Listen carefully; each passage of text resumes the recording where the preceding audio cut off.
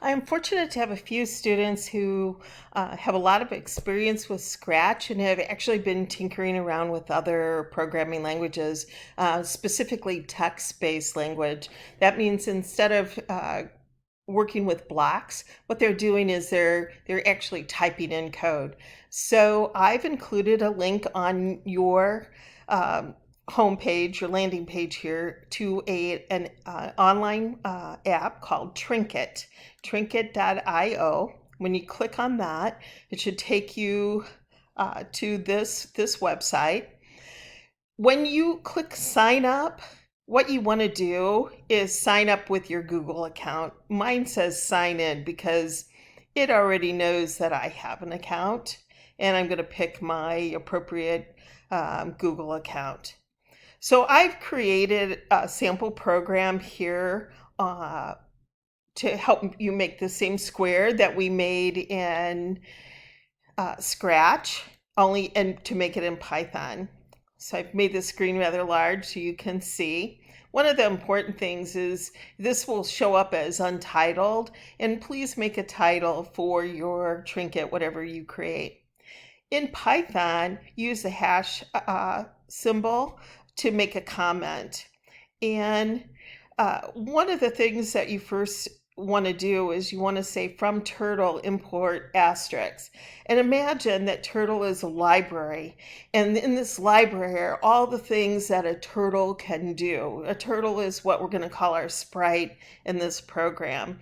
So when you say import asterisk, you say let my program have access to all the cool things my turtle can do. And the code is very similar to what we saw in Scratch.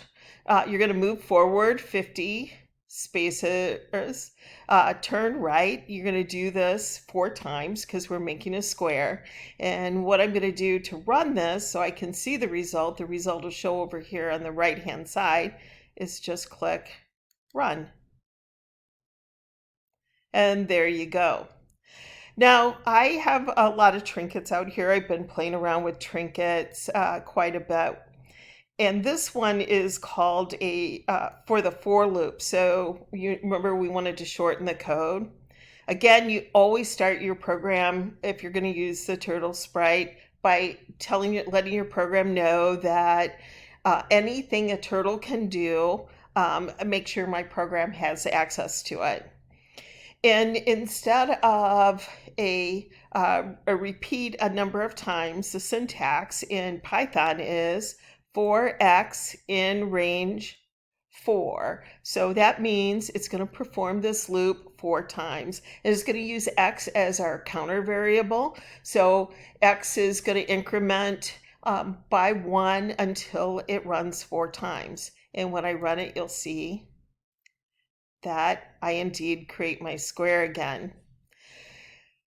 I'm going to go back to my trinkets, and you'll see that I have several out here. Just whenever you create a new trinket, one of the things that you're going to need to do let's go to home.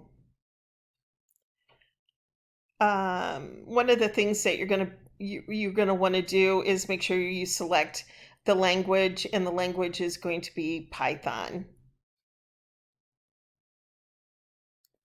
So how do you create a new trinket? I'm going to click on my username here at the top, and I'm going to say new trinket, and then it gives me the option of selecting Python as my